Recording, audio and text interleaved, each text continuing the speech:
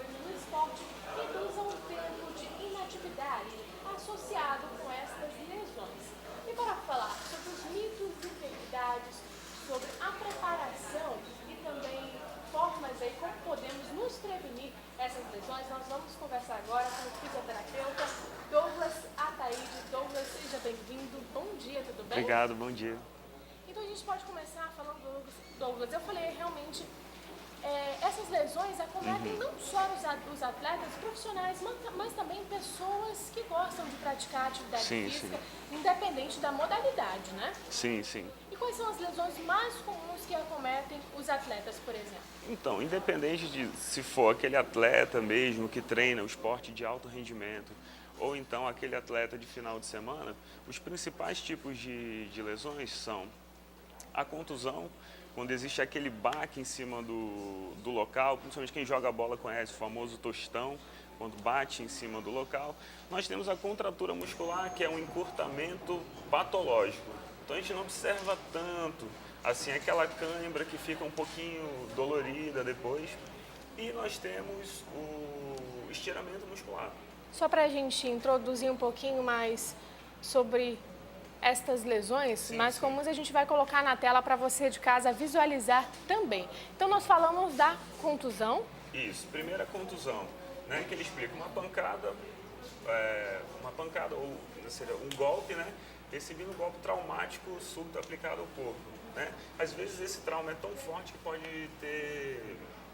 chegar até as estruturas esqueléticas.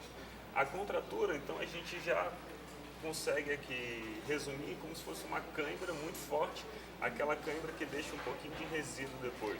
O que acontece, rapidinho, só te interrompendo, o que acontece nessa contratura? Realmente, o nome já diz, é quando o músculo contrai? Isso, na verdade ele contrai excessivamente. Geralmente por conta de um encurtamento patológico. São aquelas pessoas que já não têm uma boa flexibilidade, então ele pode levar a uma contratura. E o estiramento muscular. O estiramento muscular seria uma lesão indireta. Principalmente, ocorre muito no jogo de futebol. Às vezes ele precisa dar um tiro, precisa correr muito rápido e já bota a mão na parte de trás da coxa. Entendeu? Depois a gente vai destrinchar um pouquinho mais o estiramento muscular. Uma dúvida que surgiu agora, Douglas, por exemplo, nós estamos no momento que estamos praticando a atividade física. Por exemplo, ou musculação, caminhada, no dia seguinte aparecem aquelas dores. O que seria isso? Estaria classificado em qual dessas lesões? Não entra no tipo de lesão muscular, isso é uma resposta normal do nosso corpo que se chama o ácido lático. Entendeu? Então o ácido lático ele tem um período até de 24 a 48 horas depois da atividade física. Que é o que é liberado, principalmente quando você faz uma atividade de força, né? Ou então aquela pessoa que joga aquele futebol e aí no dia seguinte fica dolorido porque não tem o condicionamento físico necessário. Ainda é preparado, né? Não é preparado ainda. Com o passar do tempo, você praticando uma atividade física regular, com acompanhamento, com um bom profissional de educação física, aí você tem um fisioterapeuta, toda uma equipe por trás, essa dorzinha no dia seguinte ela vai sumindo, porque o seu corpo vai se adaptando à produção do ácido lático. Alguns especialistas, inclusive afirmam que essa dor é prova que você está realmente se movimentando, mexendo o músculo e fazendo, tendo uma melhor qualidade de vida e bem-estar, que aquela atividade está fazendo efeito, digamos assim. Sim, a gente só não pode exagerar tanto na produção do ácido lático. Tem algumas pessoas que dizem que se não ficou dolorido no dia seguinte, não teve trabalho. E é isso que a gente tem que tomar cuidado. Somente no início. Mais à frente a gente vai conversar mais. Vou mostrar a nossa outra tela aqui, que vai falar, inclusive, um pouco mais sobre essas lesões. Aqui a gente tem sobre a distensão muscular. O que é essa distensão muscular? A distensão muscular é o mesmo que a gente explicou sobre o estiramento muscular. Então, ele é o estiramento muscular, quando o músculo se estica, falando de uma maneira bem simples, quando o músculo se estica demais. Quando acontece esse estiramento, aí nós vamos ter os graus de lesões, que seria que quando, às vezes, pode romper uma parte pequena, uma parte um pouquinho maior ou até 100% das fibras musculares. E geralmente ele acontece quando a gente está sob o esforço, quando você mais depende daquela ação muscular. Agora, a distensão muscular, como a gente falou, ela Isso. pode acometer uma parte muito pequena do corpo, mas média e longa também. E existem graus dela, né? Sim, sim, existem graus. Principalmente a gente observa mais nos membros inferiores. Então, primeiro grau de distensão muscular, geralmente é o que mais os atletas de final de semana sentem, que é onde até 5% da fibra muscular foi rompida. A gente considera como primeiro grau. Então, ele geralmente vai sentir a dor ao esforço, em repouso ele não sente aquela dor. Dificilmente aparecem os casos, os sinais de inflamação, né? Que é um pouquinho de inchaço, ou pode até ter um pouco de hematoma. Então, dificilmente aparece. A recuperação aqui é bem simples, né? O segundo grau é quando a gente tem de 5, maior que 5, até menor que 50% desse rompimento. A gente observa os mesmos sinais do primeiro grau, só que numa intensidade um pouco maior. Nível mais alto. Nível maior. O terceiro grau é quando já ocorre a ruptura total do músculo ou até acima de 50% desse músculo. Eu vou pedir para a nossa produção repetir a pergunta que fizeram aqui para mim. Um telespectador enviou uma pergunta para a nossa Sim. produção e ele quer saber... quando a pessoa tem um estiramento, o que ela pode fazer para melhorar? O tratamento do estiramento, então você tem que seguir fases do tratamento de um estiramento muscular.